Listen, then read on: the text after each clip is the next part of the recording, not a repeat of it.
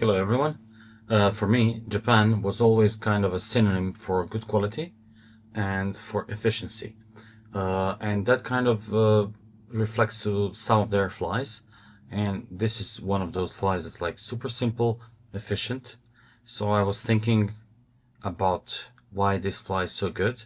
Obviously, I'm not a tenkara fisherman, but these flies, they catch fish if you use them in a conventional with the conventional fly fishing gear. So in this video I want to discuss why I like legs that are like this more, a little in most cases, than I like those that are sweeping back. I would also discuss something about dubbing, something about reversed versus normal gem hitch, and a couple of more things. So if you stay all the way, you will get more tips. And this video is, as most of my videos are, all about techniques, how to apply them rather than just following a pattern. So whatever you see here, even though I will tell you about those materials, you can just adjust, you can change, you can do whatever you want and create your own flies. That's it. So without any further ado, let's start. I'm gonna use thread that is 8/0. It's relatively strong, it lays flat, and it has this normal natural green color, which is absolutely not important right now. I'm gonna use a jig hook, so this is kind of a progression here. First flies that I was tying for me were normal sweeping back, then I was transitioning with legs pointing forwards, and then I was thinking how to improve those nymphs and that I'm using more than I'm using wet flies. So I came up with a couple of solutions. All those solutions you can see on my YouTube channel. So I was thinking, because it's a tenkara fly and they use sometimes those curved hooks, this would work nicely. And I'm sure it would. But then again, I love fishing jig hooks because I'm sure that they will invert the hook point up, so like this, and that they will not snag bottom as much as other types of hooks. So this is why I'm doing this tenkara Euro nymph style thingy right now. And as you can see, it's like super simple fly.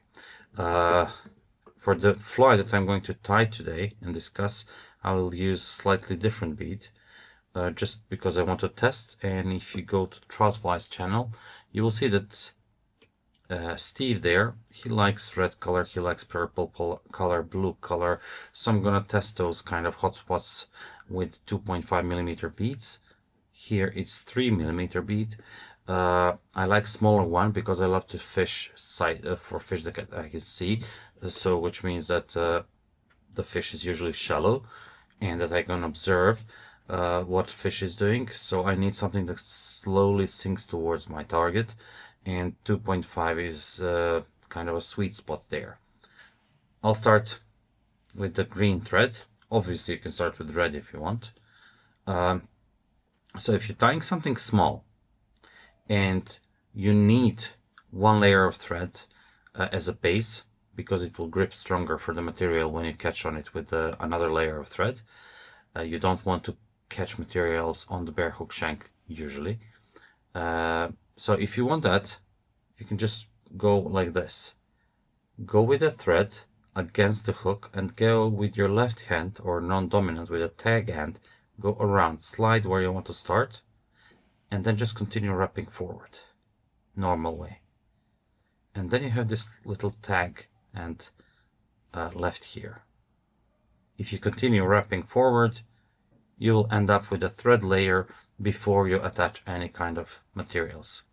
So if I want to attach some wire or tinsel or whatever, I'll just start wrapping and going backwards, and then when I go with the dubbing forward, I'm good.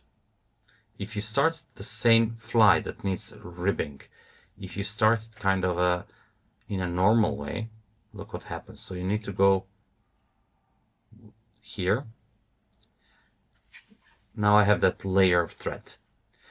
But if I want to catch a wire, I can do it right now, and then I will end up being here. But then if I want to add some dubbing, I can go backwards and then forward, or just move my thread back That's kind of too many actions, too much bulk if you're tying small fly. So depending on the size, depending on the fly construction, you want to try to kind of determine whether you want to start with jam hitch or reverse jam hitch. So reverse jam hitch is something that usually can save you a couple of layers of, well, at least one layer of thread. So it goes like this again. Against the hook, tag end goes over and towards you, and then 1, 2, 3, usually enough, unless you're using GSP, go over the thread and then catch it with your thread, and now this is secure. But because I'm not using, for this particular fly, I'm not using anything, just dubbing, I'll start normal way, and I'll cover the whole hook shank because I want to have this straight base. If you're working with flat thread and you have this little stub here, you can use it kind of slide down every rep. You don't have to guess whether your rep is positioned well next to another adjacent reps. You just go allow this thread to slide down this tag end. Very useful stuff. Now, to prevent yourself from kind of stabbing yourself into the hook, invert it.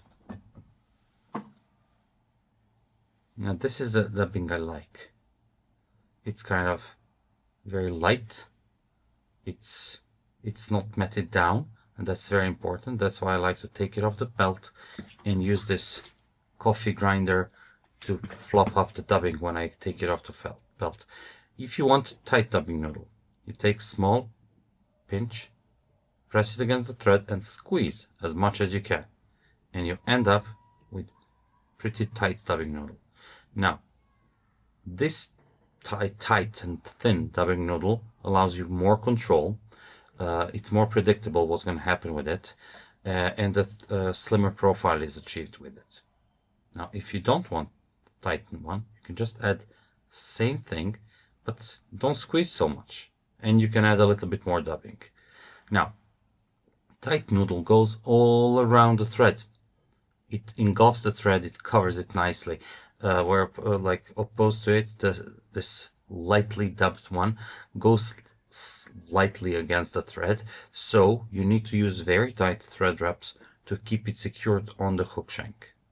So let's go. Tight noodle gives you that compact, very defined look, whereas the loose one gives you that fluffy, legs sticking all over, or gills, whatever fish wants to see from it, look. So it's kind of different effect you achieve. Now start wrapping and use as much pressure as your thread allows you. Before I go to the end of the hook here, I will stop here and remove this nicely fluffed up dubbing that's easy to remove.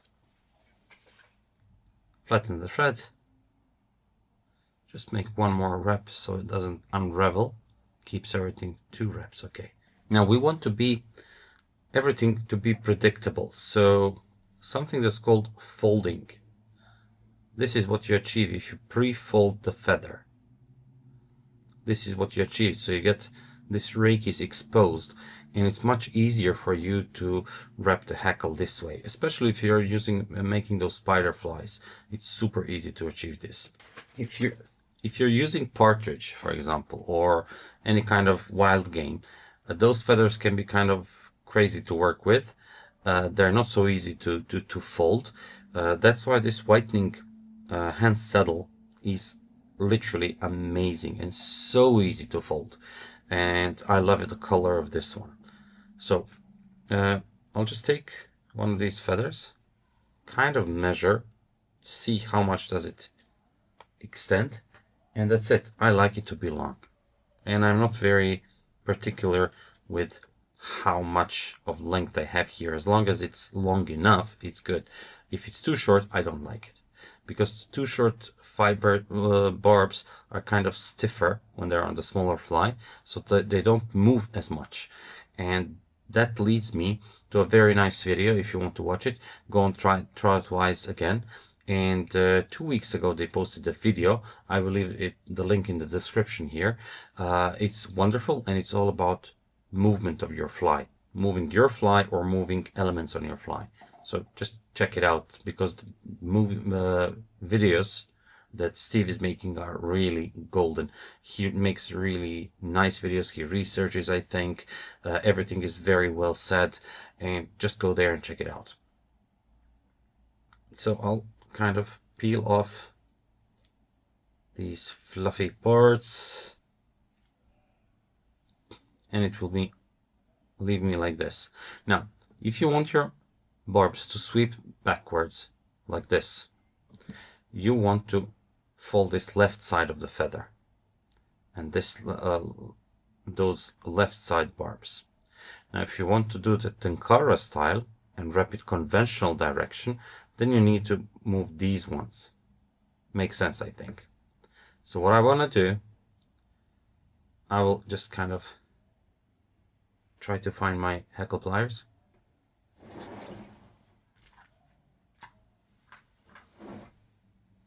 Grab your Hackle pliers, grab the rachis, it's important, and then I want to move those. So I'll just place my thumb here against the rachis, and I'll push barbs that I want to move away down, and then I'll slide against my index finger. I'll slide the rachis and the barbs upwards. I hope you will see that. And that will leave me with folded feather for the most part here. I'll just do it once or twice more. So it's that simple. You get this one. Now, I want to go towards the back. So I want to end up my tying in part here. Just let me move the thread. So what I'm doing here, I'll open this up. I want to use barbs that are symmetrical here. Okay. Make some room here for tying in. Spin the bobbin holder counterclockwise so it can you can control it a little bit more. Make one wrap here and second one. Both are soft. Pull it out a little bit here. And then tighten. Tighten, tighten, tighten. Cut this excess part here, and that's why fine point tip scissors are very useful here. So after folding it, everything gets much more predictable, as you can see here, and just by manipulating it very little you can achieve this nice sweep towards the front. Sometimes you don't even need to touch anything, but as you can see, no barbs were getting into your way, and that's kind of very important, I think, here. All that's left is like using 3 or 4, whatever, but usually 3 is enough. By the time I was talking to you, well, talking to myself basically, this thread kind of flattened out. So now you're free to do a whip finish with a flattened thread that will lay much better, as you can see here. Now I'll use something to grab this loop so I can guide it where I want it. And that's it. When you tighten your knot, tighten it towards the back. Now, if I was using red thread, this whip finishing knot would be a very good hotspot, or orange or whatever, but I'm not, so I'm gonna take a tiny little pinch of hair and I will just go around the thread, and now I have to push it upwards, slide it. I want to cover the thread fully, but I also don't want to use too much of the fur, because the whip finish that I'm going to do like this won't be good, won't be solid. Now, it can be a little bit fiddly when you're doing these, so you can just kind of sweep forward these barbs so they don't get into your way. but they will. Anyway, it's very important that you place the thread against the hook shank immediately. Otherwise, when you start doing this with finishing knot, it will kind of get into your way. It will slide the fur down. Now I want to remove the excess fur. I'll use whip finishing tool, which is irony of life. I'm using a hand whip finish and using my whip finish tool to finish off the knot. And that's it. You got a hidden knot over here. I got one stranded hair, barb, sorry, not hair, and then just kill it. That's it. Now, my thoughts behind this are very simple. I did a video a long time ago called The Underwater World of Flies. I was inspired by The Underwater World of Trout, obviously. So I was making some underwater footage and I was observing my flies, what they do underwater and so on and so. So I just happened to like from that moment on more these kind of legs. I was doing paired legs, so a bunch of legs here, a bunch of legs on the other side, many different ways, but this one is kind of very interesting effect to me. It looks almost like an ice cream if you look at it. You have a cone, you have a scoop, so it's, well, let's call it ice cream fly or whatever. Anyway, that would be it. You need to know your materials to make them more predictable, which will lead you to tie more consistent flies. And being consistent tells a lot about your tying, meaning that you are a good tyer if you can consistently tie the same result. As long as you're achieving the result that you want, no matter what other people tell you, you're a good tyer. So if you can consistently tie a rough fly that looks like nothing but catches fish and lasts long, you're a perfect tyer. I mean, you're catching fish. That's the whole point of these things that we tie on the hook. Obviously, I like to make them beautiful in a way. Some other people don't. That's all a matter of preferences. Until next time, keep safe and tight lines.